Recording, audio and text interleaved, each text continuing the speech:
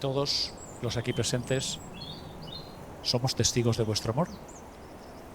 Y ante todos nosotros, yo te pregunto, Javi, ¿quieres contraer matrimonio con Sokaina en este momento y adquirir así el compromiso de quererla y cuidarla por siempre?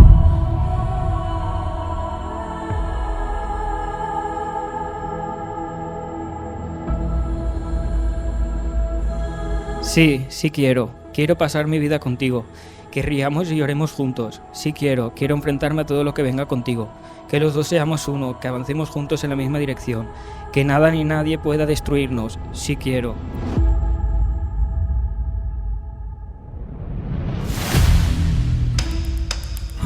Sí quiero disfrutar del día de hoy y de todos los que nos vengan. Sí quiero seguir construyendo una vida contigo y pronto con nuestro niño. Niña. Sí quiero esos días de felicidad a tu lado y que ambos nos apoyemos en todo.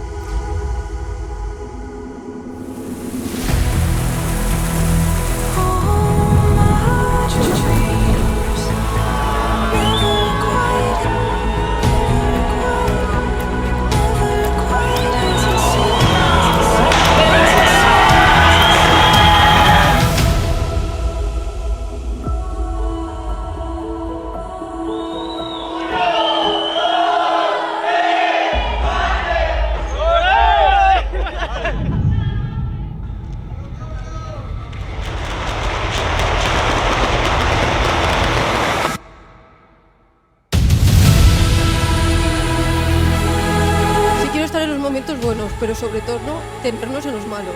Sí quiero levantarme por la mañana y verte a mi lado, aunque me hayas dado una noche de concierto con los Ronquido. Sí quiero esas escapadas románticas y esos viajes que tanto nos gustan.